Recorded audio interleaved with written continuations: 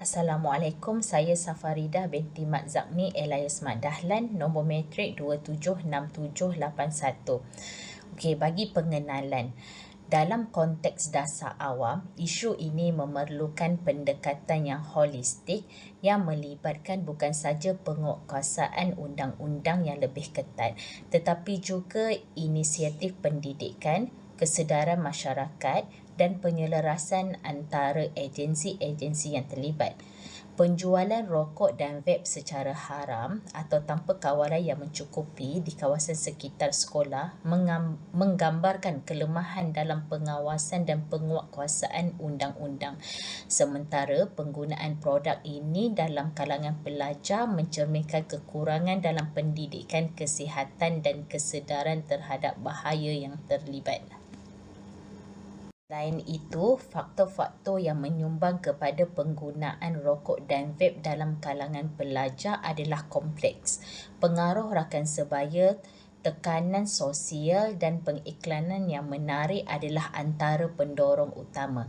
Sesetengah pelajar mungkin melihat merokok atau menggunakan vape sebagai cara untuk meningkatkan imej diri mereka atau sebagai bentuk pemberontakan. Selain itu, peranan ibu bapa dan pendidik dalam mendidik dan memantau aktiviti anak-anak mereka juga sangat penting.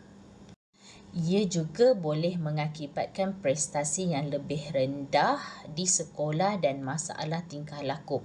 Oleh itu, dalam mengkaji isu ini dari perspektif dasar awam adalah penting untuk menilai sejauh mana dasar sedia ada telah berjaya dan mengenal pasti ruang untuk penambahbaikan yang dapat mengurangkan akses dan penggunaan rokok serta vape di kalangan pelajar sekolah.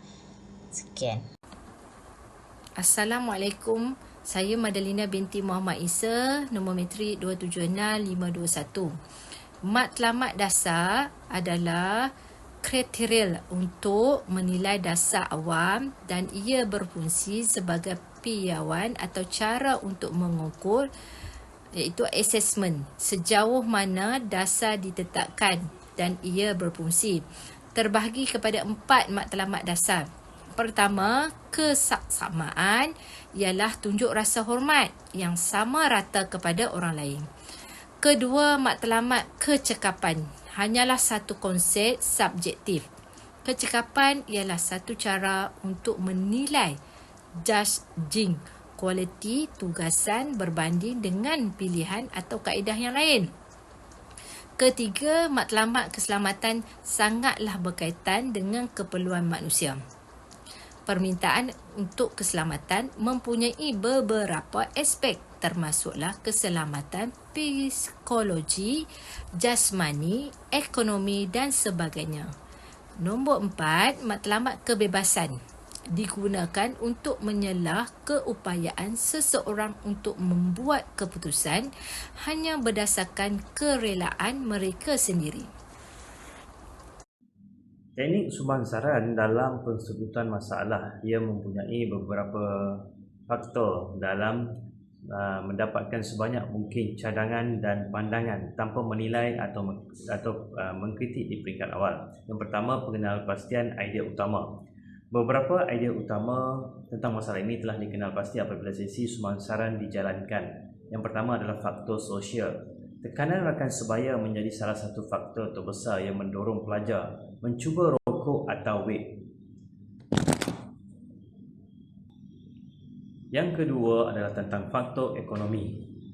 Terdapat penjual yang mengambil kesempatan dengan menjual produk ini kepada pelajar untuk meraih keuntungan tanpa memikirkan kesan jangka masa panjang ke atas kesihatan pelajar. Manakala faktor pendidikan. Pendidikan kesihatan yang disampaikan di sekolah mungkin tidak cukup menyeluruh atau tidak berkesan dalam memberi kesedaran tentang bahaya rokok dan vape. Faktor undang-undang. Penguatkuasa peraturan ini masih lemah. Penjual yang melanggar undang-undang seringkali terlepas daripada tindakan undang-undang. Manakala pengkategorian idea. Pengkategorian ini penting untuk memahami faktor yang mana memerlukan tindakan segera dan yang mana memerlukan perubahan jangka panjang. Antara kategori utama yang dapat dikenal pasti ialah faktor sosial, pengaruh rakan sebaya dan media sosial yang mempercepatkan penyebaran penggunaan rokok dan vape. Faktor ekonomi, kos produk yang rendah dan ketiadaan kawalan yang ketat terhadap penjualan rokok dan vape. Manakala faktor pendidikan, kurangnya pendidikan dalam kaedah pembelajaran interaktif tentang bahayanya produk merokok ataupun vape ini. Faktor undang-undang, kelemahan dalam penguatkuasaan peraturan dan kawalan terhadap iklan dan promosi vape. Penyelesaian berdasarkan sumbangsaran. Setelah masalah dikenal pasti dan dikategorikan, langkah-langkah penyelesaian dapat diambil. Beberapa cadangan yang muncul melalui teknik sumbangsaran termasuk yang pertamanya memperkukuhkan pendidikan kesihatan. Pihak sekolah perlu memperkenalkan modul khusus yang memberi tumpuan kepada kesan negatif rokok dan vape ke atas kesihatan pelajar. Memperketatkan penguatkuasaan undang-undang. Penguatkuasaan undang-undang terhadap penjual yang melanggar peraturan perlu diperhebatkan. Manakala meningkatkan kerjasama antara ibu bapa dan komuniti. Ibu bapa dan komuniti juga perlu dilibatkan dalam kempen kesedaran ini. Pihak-pihak yang terlibat dalam polisi stakeholder, aktor rasmi dan tidak rasmi dan peranan dalam mengatasi masalah. Pihak terlibat, polisi, stakeholder, aktor rasmi dan tidak rasmi dan berperanan dalam mengatasi masalah. Aktor rasmi, Kementerian Kesihatan Malaysia bertanggungjawab menguatkuasakan undang-undang yang mengawal selia penjualan rokok dan vape kepada pelajar golongan bawah umur bawah 18 tahun selari dengan kempen kesedaran awam mengenai bahaya rokok dan vape kepada kesihatan. Yang kedua, Kementerian Pendidikan Malaysia perlu memainkan peranan penting dalam memastikan peraturan mendisiplinkan di sekolah dapat dikuatkuasakan. KPM bertanggungjawab untuk melaksanakan peraturan ini kepada semua pelajar ataupun penggunaan rokok dan vape di sekolah. Yang ketiga, Polis Diraja Malaysia. Polis Diraja Malaysia bekerjasama dengan pihak berkuasa tempatan dan Kementerian Kesihatan dalam proses untuk membenteras penjualan haram rokok dan vape terutamanya dijual kepada pelajar sekolah. Jabatan Kastam Diraja Malaysia bertanggungjawab dalam mencegah penyeludupan rokok haram dan vape yang tidak memenuhi piawaian kesihatan negara. Aktor tidak rasmi. Ibu bapa dan keluarga. Ibu bapa perlu menjadi contoh teladan, iaitu tidak merokok di hadapan anak-anak dan berbincang secara terbuka mengenai kesan buruk tabiat merokok dan vape. Masyarakat sivil dan NGO juga memainkan peranan sebagai pendesak kepada kerajaan untuk mengubah undang-undang yang lebih tegas dalam mengawal penjualan rokok tersebut kepada golongan muda. Peniaga dan pengusaha kedai vape dan rokok mempunyai tanggungjawab besar dalam memastikan mereka mematuhi undang-undang berkaitan penjualan rokok tersebut, produk tersebut. Mereka tidak sepatutnya menjual rokok dan vape kepada para pelajar sekolah ataupun golongan bawah umur. Media masa dan sosial memainkan peranan penting dalam membentuk persepsi masyarakat terhadap rokok dan vape. Hai, Assalamualaikum warahmatullahi wabarakatuh. Nama saya Nurul Indah binti Yusof, nombor matriks 276677. Terdapat beberapa langkah yang dilakukan oleh pihak kerajaan dalam menangani isu rokok di negara kita. Yang pertama ialah melalui penguatkuasaan undang-undang larangan merokok. Terdapat beberapa undang-undang yang telah dibawa ke Dewan Rakyat untuk pemburbalan akta yang sedia ada bagi mengambil tindakan yang serius kepada penjual yang menjual rokok kepada pelajar sekolah. Rang Undang-Undang Kawalan Tembakau dan Merokok telah berjaya diperkasakan dengan tindakan dasar penamat. Selain itu, kerajaan juga telah memperkenalkan kawasan larangan merokok kepada pengguna rokok dan salah satunya kawasan sekolah telah disenaraikan sebagai kawasan larangan merokok.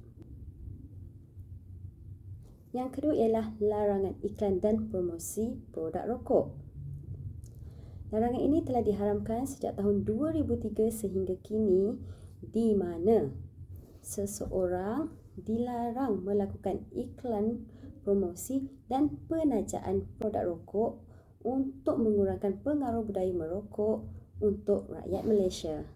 Okey, selain langkah-langkah penyelesaian dari kerajaan, yang pertama adalah kerjasama dan peranan dari komuniti pihak yang berkepentingan. Okey, di kalangan pihak berkepentingan ni adalah di kalangan warga pendidik haruslah melibatkan diri dalam aktiviti